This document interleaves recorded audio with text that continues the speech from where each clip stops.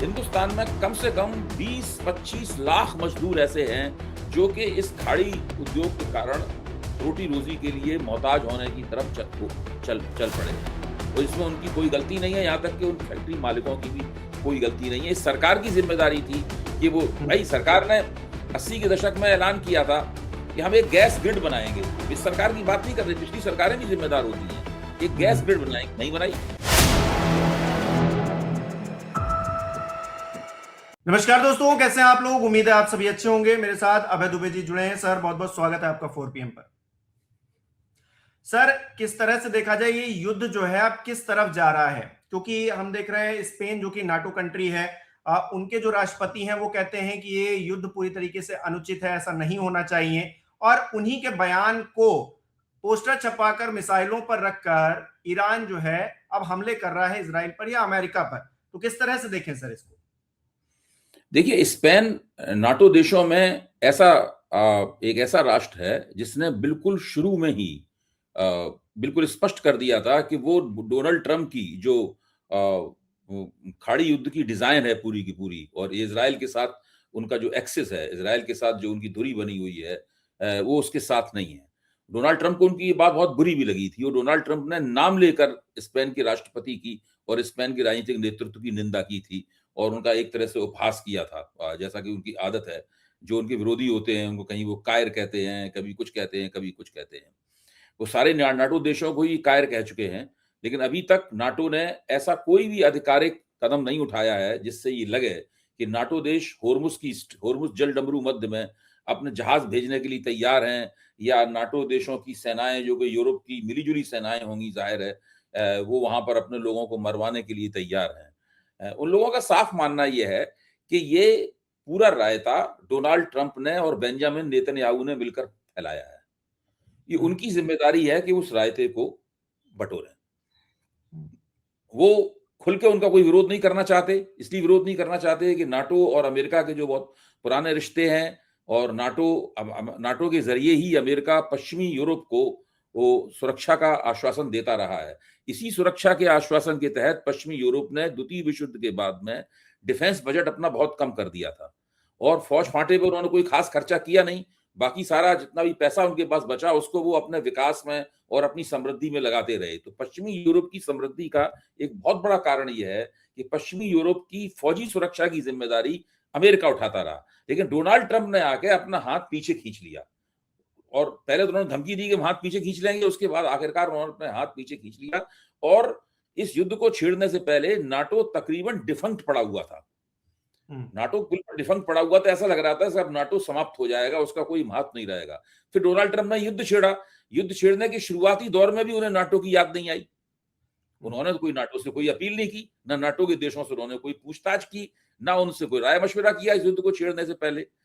जब उन्हें लगा कि हम फंस गए हैं युद्ध में बुरी तरीके से, और जो होर्मुज का जल डमरू मध्य है, यानी होर्मुज स्ट्रेट जो है, वो एक चिकन नेक की तरह जैसा इलाका है। एक जगह तो केवल 20 मील से ज्यादा उसकी चौड़ाई नहीं है, तो उसके अंदर वो बिल्कुल एक किलिंग फील्ड में बदल जाएगा अगर कोई उसके अंदर घुसे। तो हालत यह है कि अपने दो बड़े जो विमानवाही पोत थे,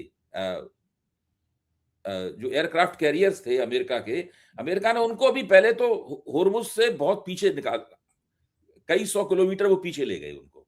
और अब हालत यह है कि वो वापस जा रहे हैं अमेरिका। उसमें एक के बारे में अमेरिका का तर्क यह है कि हमें इसमें कुछ मरम्मत करानी है, इसकी कुछ रिपेयर कराना है इसमें, इस तर्क के आधार पर। दूसरे के बारे में कोई कुछ बताया ही नहीं गया। तो अपने विमानवाही पोतों को तो अमेरिका वहां से बाहर ले जा रहा है और नाटो के देशों से कह रहा है कि वो अपने फ्रिगेट और अपने डिस्ट्रॉयर्स जो हैं वो वहां भेजें, ताकि वो वहां पर जाके फंस जाएं और पूरी की पूरी होर्मुज का जो समुद्र है उसमें ईरानियों ने माइनिंग, अब समुद्री सुरंगें बिछा दी हैं। और अब वो जमाना चला गया है जब समुद्री सुरंगें बिछाने के लिए लोगों को समुद्र में उतरना पड़ता था या वहां पर जहाज भेजने पड़ते थे। अब तो ऐसी मिसाइलें होती हैं जिन्हें बहुत दूर से उन सुरंगों को लगा के दाग दिया जाता है और वो मिसाइलें समुद्र में जाकर वहां समुद्री सुरंगें सेट कर देती हैं। और ईरान के पास उस तरह की मिसाइलें हैं।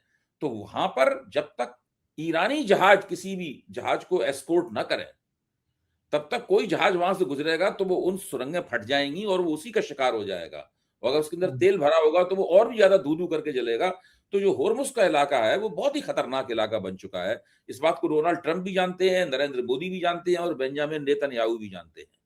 लेकिन स्थिति यह है कि इन सब लोगों ने इस प्रकार के अंदेशों का पूर्वानुमान नहीं लगाया, कोई पहले से अंदाजा नहीं लगाया, और एक तरह से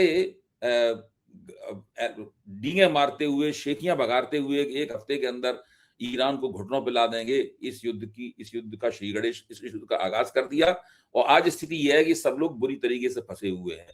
तो स्पेन जो है वो नाटो देशों में थोड़ा सा अलग तरह का आचरण करता हुआ नजर आता है। वो देश है जो खुलकर अमेरिका और इजराइल की निंदा कर रहा है। स्पेन को इजराइल में कोई दिलचस्पी नहीं है, अतीत में भी कोई दिलचस्पी नहीं रही, और अमेरिका के साथ भी उसकी जो दिलचस्पियां हैं स्पेन की, और वो अलग तरह की हैं कि स्पेन ने ही एक जमाने में अमेरिकी महाद्वीप में 500 साल पहले उपनिवेशीकरण की, कोलोनाइजेशन की शुरुआत की थी। तो जो वहां पर जो अमेरिका बना है उसके पीछे यहां तक कि स्पेनी भाषा एक जमाने में अमेरिका में सबसे ज्यादा बोली जाती थी, अंग्रेजी से भी ज्यादा बोली जाती थी। स्पेनी बोलने वालों की संख्या ज्यादा थी। ये तो बाद में धीरे धीरे करके कम हुई है, जबकि इंग्लिश ओनली मूवमेंट वहां पर चला और अंग्रेजों का और अंग्रेजी बोलने वालों का बोलबाला हुआ। तो स्पेन के रिश्ते उनसे अलग तरह के हैं। स्पेन उन लोगों को नापसंद करता है, और उसका फायदा अब सीधे सीधे ईरान जो प्रत्याक्रमण कर रहा है, जो पलटवार कर रहा है, ईरान को मिल रहा है। ईरान अपने इरादों, अपनी बहादुरी और अपने प्रत्याक्रमण की तस्दीक कर रहा है स्पेनी नेता के वक्तव्य से।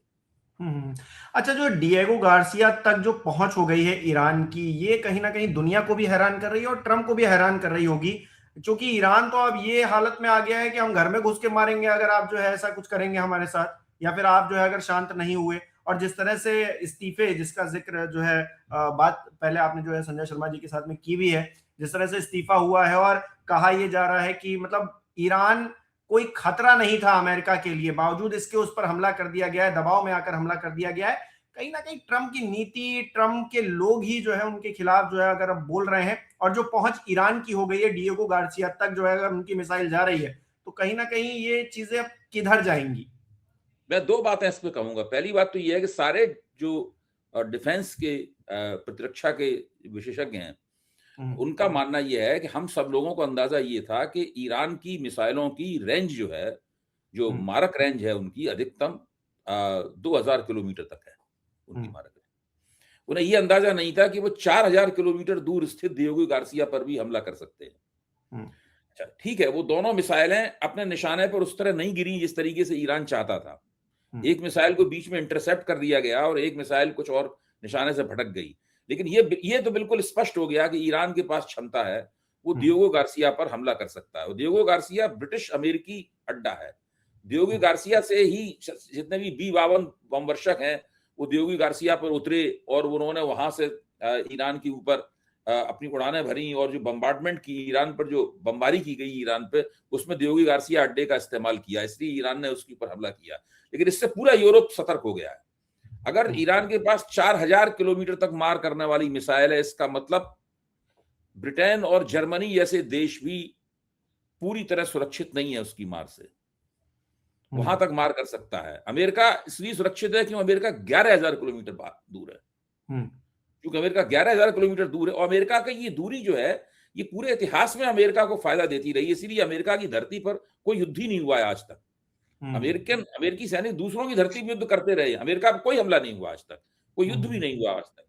ये इसलिए अमेरिका और भी बचा रहा है। इसमें केवल उसकी फौजी ताकत हमले के काम आती रही है, उसने कभी राष्ट्रीय सुरक्षा का काम तो किया ही नहीं है उसने। तो ये एक ऐसी स्थिति है जिसकी वजह से ईरान ने अपनी मिसाइल संबंधी श्रेष्ठता को प्रमाणित कर दिया है। और अब तो तमाम जो फौजी विशेषज्ञ हैं उनका मानना यह है कि ये जो हमला करने की कोशिश कर रहे हैं डोनाल्ड ट्रंप, एक एम्फीबियस असॉल्ट, यानी एक ऐसा हमला जो कि पृथ्वी पर भी होगा और एक साथ समुद्र पर भी हमला होगा। होर्मुज के बगल में जो दक्षिणी ईरान से मिला हुआ एक लंबा तट है, उस तट को कैप्चर करने के लिए जो कोशिश कर रहे हैं, उसमें अमेरिका को बहुत भारी नुकसान होने का अंदेशा है। क्योंकि अब ये सब बातें खुल गई हैं, सबको पता है, ईरान को भी पता है कि अमेरिका आ रहा है। ईरान जो है थल सेना वाला देश है, उसकी थल सेना बहुत मजबूत है। इराक भी इसी इरादे से, इराक ने एक जमाने में ईरान पे हमला किया था कि वो जल्दी ही ईरान को जो है वो युद्ध में पराजित कर देगा, लेकिन ईरानी सेना उससे भिड़ गई और फिर वो कितना लंबा युद्ध चला ईरान और इराक का हमें पता है, और उसमें इराक ईरान को पराजित नहीं कर पाया। तो ऐसी स्थिति में वो तो इंतजार कर रहे हैं ईरान के फौजी कि ये हाई टेक्नोलॉजी किस्म का गेम खत्म हो, ये ड्रोन और मिसाइलों वाला और बमबारी वाला गेम खत्म हो, सीधे सीधे जमीन की लड़ाई हो, तब हम देखते हैं कि तुम ताकतवर हो, हम ताकतवर हैं। क्योंकि वो फौजें हैं जो कि बहुत हाई टेक फौज नहीं होती, लो टेक फौज है या मीडियम टेक फौज है, वो लड़ने में बहुत जबरदस्त होती है। और ईरानी फौजों ने पिछले 5,000 साल 6,000 साल के इतिहास में साबित किया, इस्लाम वहां आया भी नहीं था, तब से ईरानी फौजों ने साबित किया है कि वो बहुत ही जबरदस्त लड़ाका है। और अगर अमेरिका ने ये एक दुस्साहस किया कि उसने बूट्स ऑन ग्राउंड अपने फौजी उतारे, चाहे वो मेरीन कमांडो हों या और दूसरे अमेरिकी सैनिक हों, उनको बहुत जबरदस्त मुकाबले का सामना करना पड़ेगा। और अमेरिका के जो जनरल जो ट्रंप के सलाहकार हैं, उन्होंने भी कहा है कि कम से कम मान के चलिए कि कम से कम 2 साल युद्ध होगा और 20,000 कम से कम अमेरिकी सैनिक मारे जाएंगे। अगर आप इसके लिए तैयार हैं तो फिर आप ये एडवेंचर कीजिए। अच्छा अभय जी, प्रधानमंत्री नरेंद्र मोदी भी आज लोकसभा में भाषण देने के लिए आए, बताने के लिए स्थिति को देश के सामने रखने के लिए आए। उन्होंने भी इस बात का जिक्र किया कि ये जो युद्ध हो रहा है मिडिल ईस्ट में, ये लंबा खिंच सकता है। अब ये लंबा खिंच सकता है, कितना लंबा खिंचेगा ये तो पता नहीं, लेकिन मोदी जी ने ये जरूर कह दिया है कि तैयार रहिए। कोविड जैसी परिस्थिति में जिस वक्त हम लोग एकजुटता के साथ में रहे हैं, तो अब जो है हम लोगों को एकजुटता की जरूरत है। तो क्या एक संकेत दे दिया कि अभी तो भाई ये जो गैस का संकट है, तेल का संकट है, ये अभी जो है ट्रेलर है, पिक्चर अभी बाकी है, अभी बहुत कुछ होने को है। जनता तैयार रहे, अपनी जो है अपनी पूरे थाली और जो भी करना है वो सब उसके लिए तैयार रहे, क्योंकि बहुत कुछ होने वाला है। इसकी तरफ इशारा कर गए प्रधानमंत्री। देखिए, मैं तो मानता हूं कि पिक्चर शुरू हो चुकी है। ट्रेलर तो, इस पिक्चर में ट्रेलर कोई था ही नहीं, ये तो सीधे सीधे फिल्म शुरू हो गई। और उसका एक कारण है, उसका कारण यह है कि ये जिस तरीके से हम अगर एक वक्त खाना ना खाएं तो हमें 4-5 घंटे बाद भूख लगने लगती है। वैसे ही भारत की जो ऊर्जा जरूरतें मुंह खोले हुए खड़ी हुई हैं। आप बताइए, ऊंट के मुंह में जीरा कब तक कितना काम देगा? अगर ऊंट के मुंह में आप जीरा देंगे तो ट्रेलर वेलर क्या, तो सीधे सीधे वहां फिल्म ही शुरू हो जाएगी, भूख की उसकी फिल्म शुरू हो जाएगी, वो बेचैन हो जाएगा। तो स्थिति क्या है, अब आप एक एक करके देखिए। आप राजस्थान जाइए, राजस्थान में सांगानेर एक जगह है, सांगानेर में 200 फैक्ट्रियां हैं जो कि कपड़ों के ऊपर प्रिंटिंग करती हैं, चादरें वादरें सब बनती हैं जो हम लोगों के घरों में बिछाई जाती हैं। हम बहुत मशहूर हैं सांगानेर की चादरें, सांगानेरी प्रिंट बहुत मशहूर है। वो 200 फैक्ट्रियां बंद पड़ी हुई हैं, सारी फैक्ट्रियां एलपीजी से चलती थी। उनमें जो काम करने वाले मजदूर थे उनका रिवर्स माइग्रेशन शुरू हो गया, उन्होंने गांवों को लौटना शुरू कर दिया। आज के अखबार उठाकर देखिए, पानीपत और सोनीपत की पानीपत की तो लगभग सारी फैक्ट्रियां बंद हो गई, सोनीपत में भी 20 से लेकर 30% फैक्ट्रियां बंद हैं। 10 से 15,000 मजदूर वहां अपने गांवों की तरफ चल दिए। वो भी आप गुजरात जाइए, मोदी जी का गृह प्रदेश, वहां मोरबी एक कस्बा है, वो मोरबी टाइल्स बनती हैं।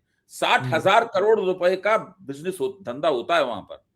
वो सारी फैक्ट्रियां बंद हैं। सारे मैन्युफैक्चररों ने एक मीटिंग करके ये कहा कि भाई 15 अप्रैल तक तो हम मोरबी को बंद घोषित कर रहे हैं। सारे ट्रक खड़े हुए हैं लाइन में, कुछ भी नहीं हो रहा है, क्योंकि गैस से ही उनकी जो उनका क्लेन है, उनकी जो भट्टी है जिसमें टाइलें पकती हैं, वो भट्टियां, उन भट्टियों को चलाने के लिए उनके पास गैस नहीं है। इस तरह के आपको सारे हिंदुस्तान में उदाहरण बिखरे पड़े हैं। मैं मानता हूं कि आज की तारीख में हिंदुस्तान में कम से कम 20-25 लाख मजदूर ऐसे हैं जो कि इस खाड़ी उद्योग के कारण रोटी रोजी के लिए मोहताज होने की तरफ चल पड़े हैं। और इसमें उनकी कोई गलती नहीं है, यहां तक कि उन फैक्ट्री मालिकों की भी कोई गलती नहीं है। इस सरकार की जिम्मेदारी थी कि वो, भाई सरकार ने 80 के दशक में ऐलान किया था कि हम एक गैस ग्रिड बनाएंगे। हम इस सरकार की बात नहीं कर रहे, पिछली सरकारें भी जिम्मेदार होती हैं। एक गैस ग्रिड बनाएंगे, नहीं बनाई। अगर बनाई होती गैस ग्रिड तो आज की स्थिति पहले के इतनी खराब नहीं होती, पहले से कुछ थोड़ी सी बेहतर होती। फिर अब आप चीन का उदाहरण को देखिए, चीन ने कितना बड़ा कच्चे तेल का भंडार, अमेरिका से भी ज्यादा चीन के पास कच्चे तेल का भंडार है। मोदी जी ने संसद में ऐलान किया कि उनके पास भी कच्चे तेल का कुछ भंडार है, 1 महीने का, 1 महीना 10 दिन 5 दिन चल जाएगा। लेकिन वो कितना कम है। आप देखिए चीन की तैयारी कितनी ज्यादा है उसके मुकाबले। इस तरह की तैयारी पिछले 11-12 साल में मोदी जी भी कर सकते थे, लेकिन वो उन चक्करों से दूर रहते हैं। आज मोदी जी अपना भाषण लिख लिख के लाए थे पूरा। हाँ। यार 11 साल के बाद मैं पहली बार संसद में उन्हें लिखा हुआ भाषण पढ़ते हुए देखा गया। एक एक शब्द को लिखा हुआ था। बिल्कुल। हर चीज पढ़ के सिर नहीं उठा रहे थे, हर चीज पढ़ के बोल रहे थे। ना उसमें कांग्रेस के लिए गाली थी कोई, ना नेहरू को गद्दार कहा गया था, ना सब ना विपक्ष को विदेशी एजेंट कहा गया था। क्योंकि मोदी जी को पता है कि बुरी तरीके से फंस गए। जिस तरह डोनाल्ड ट्रंप और बेंजामिन नेतन्याहू का पूर्वानुमान गलत निकला, मोदी जी का भी पूर्वानुमान गलत निकला। मोदी जी के जो फौजी सलाहकार हैं उनसे उन्होंने राय जरूर ली होगी मोदी जी ने कि भाई ये युद्ध जो हुआ है अब इसमें क्या करें, तो उन्होंने कहा होगा अरे भाई अमेरिका और इजराइल की मिली हुई ताकत के सामने चीन ईरान कहाँ टिक सकता है। तो मोदी जी ने ईरान को समर्थन करना, यहाँ तक कि ईरान ने जो प्रत्याक्रमण किया अपने बचाव में उसकी निंदा की है मोदी। भारत ने आधिकारिक रूप से उसकी निंदा की है, बजाय इसके कि उसके ऊपर हमला हुआ है उसकी वो निंदा करते। सब लोग जानते हैं कि इजराइल के पास एटम बम है। इजराइल ऐसी कोई भी किसी भी एटमी संधि का किसी भी बंदोबस्त का सम्मान नहीं करता, किसी का सदस्य नहीं है, किसी को अपने यहाँ जांच पड़ताल की कोई इजाजत नहीं देता, अपने देश में घुसने नहीं देता। उसके ऊपर तो कुछ कोई बात नहीं है, ईरान में एटम बम न बना ले इसके लिए सब उसके ऊपर हमला हो रहा है। तो इस प्रकार के निहायत ही अन्यायपूर्ण किस्म का हमला है। आप किसी भाजपा के किसी समर्थक से मिलिए जो आज तक मोदी जी को ही वोट देता रहा है, तो वो कहेगा ठीक है मोदी जी को ही वोट देते रहे हो आगे भी देंगे, लेकिन ये युद्ध जो हो रहा है ये अन्यायपूर्ण युद्ध है, ये अनजस्ट वॉर। आपको ध्यान होगा जब यूक्रेन में और रूस में युद्ध हो रहा था और मोदी जी पुतिन से मिलने गए थे, मतलब जो है, तो पुतिन से उन्होंने कहा था this is not an era of war. ये कहा था नहीं कहा था? तो उनका ये सेंटेंस पुतिन से बात करते हुए मोदी मीडिया ने खूब दिखाया था। मोदी जी कह रहे हैं this is not an era of war. आज मोदी जी अपना ही कहे हुए इस वाक्य को भूल गए। वो डोनाल्ड ट्रंप से और बेंजामिन नेतन्याहू से क्यों नहीं कह पा रहे हैं this is not an era of war? केवल पुतिन से ही कह पाए इस बात को, इनसे क्यों नहीं? और पुतिन जो रूस जो भारत का सबसे पुराना दोस्त है, तो ये तो इनकी हालत है। आज उसी का खामियाजा इनको भुगतना पड़ रहा है। मोदी जी को सबको लग रहा है देखिए ये केवल युद्ध हो रहा है इसलिए हम संकट में हैं, ये युद्ध के ऊपर ठीकरा फोड़ के नहीं बच सकते। तो इनको जब महंगाई होगी जबरदस्त, बेरोजगारी बढ़ेगी जबरदस्त, मंदी आएगी जबरदस्त और जिनका जीडीपी गिरेगा जबरदस्त, ये सब जो होगा इससे जो लोगों में नाराजगी पैदा होगी, तो गुस्से में लोग ये थोड़ा कहेंगे हम डोनाल्ड ट्रंप को वोट नहीं देंगे।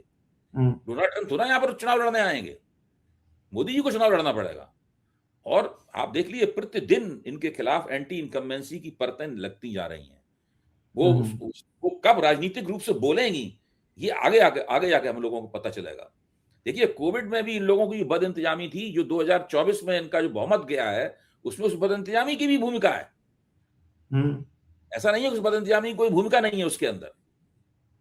चीजों को हम लोग ऐसे कोई इन चीजों के दस्तावेजी प्रमाण नहीं होते हैं, ये लोगों के मन में चीजें बस जाती हैं कि ऐसा ऐसा हुआ था और वो आखिर में वो लोग उन चीजों का हिसाब चुकता करते हैं। वो गंगा में तैरती लाशें, वो कौन भूला है वो मंजर अपनों को खोने का, और सरकारी जो व्यवस्था थी वो चरमरा गई थी, उसको कोई नहीं भूल पाया। कुछ लोग ये भी कह रहे हैं सर कि ये जो आत्मनिर्भर भारत मोदी जी इतने दिनों से कह रहे थे, हमको इतना भी आत्मनिर्भर नहीं बना पाए हैं कि लोग जो है 10-15 दिन में ही बदहाल है, परेशान है, सड़कों पर घूम रहे हैं, सिलेंडर के लिए, तेल के दाम बढ़ जाएंगे इसके लिए पैनिक क्रिएट होने जैसी परिस्थिति आ गई है। तो ये हमको आत्मनिर्भर बनाया है, खाली भाषणबाजी की है मोदी जी ने। और मैं थोड़ा सा मुझे इस बात पे थोड़ी दिक्कत भी है। वो दिक्कत ये है कि जब मोदी जी और भारतीय जनता पार्टी एक गुलाबी तस्वीर बनाते हैं, कहते हैं हम आत्मनिर्भर भारत बनेंगे या ये अमृतकाल है, इस प्रकार की जो फिक्रेबाजी की जाती है, जुमलेबाजी की जाती है, तो हम लोग उसके ऊपर यकीन क्यों करते हैं? भले ही थोड़ी देर के लिए यकीन करें, हम लोगों का मन इससे गुदगुदाता क्यों है? हमें नहीं, साथ में हमें ये तथ्य नहीं पता है कि भाई यहाँ पे 80 करोड़ से ज्यादा लोगों को मुफ्त अनाज दिया जा रहा है।